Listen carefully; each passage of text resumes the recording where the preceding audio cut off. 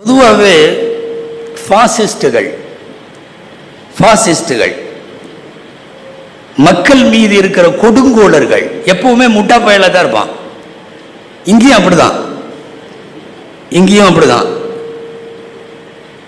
யாரோ சத்தம் போட்டாங்க, உங்களுக்கு வயசு 75 ஆயிருச்சு, அதனால தாங்கள் ஓய்வு பெற்றால் நன்றாக இருக்கும். என்ன பண்றது? பதில் சொல்லி ஆகணும். நான் மனித பிறவி அல்ல.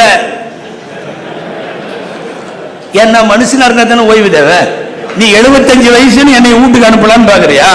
நான் மனிதன் அல்ல, நான் கடவுளின் பிறவி. நல்லா தெரிஞ்சுங்க. இந்த கடவுள் எவன்லாம் சொன்னானோ அவன்லாம் முட்டா பையன்.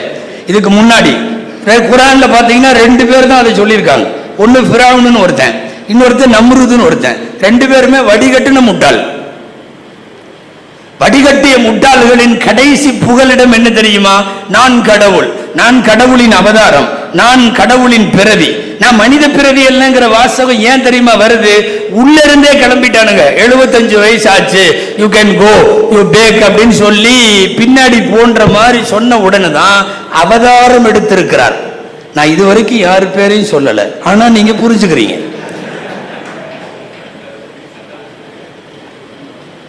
கடவுள்னு சொன்னவன் பூரா நிறைய முட்டாள்தனம் பண்ணியிருக்கான். ஒரே ஒரு சாம்பிள் சொல்லிட்டா, இந்த ஃபிரௌனுங்கிறவன் மூசா எதிரில் வந்துட்டார், அவர் ஆதாரத்தோடு வந்து விட்டார். இவன் என்ன பண்ணான்னு தெரியுமா? விறுவிறுன்னு ஊர்ல இருக்கிற சூனியக்காரர்களை எல்லாம் கூட்டிட்டான். குரான்ல சுமார் 9 இடத்துல இந்த செய்தி வருது. எல்லாத்தையும் கூட்டி, மூசா பெரிய சூனியத்தோடு வருகிறார், அதை அழிக்கிற அளவுக்கு பெரிய சூனியத்தை நீங்கள் செய்ய வேண்டும். அவன் கவர்மெண்டே வந்துட்டதுனால காசை கரெக்டா பேசிடலான்னு முடிவு பண்ணிட்டான் சூனியக்காரன். குரான்ல இருக்கு,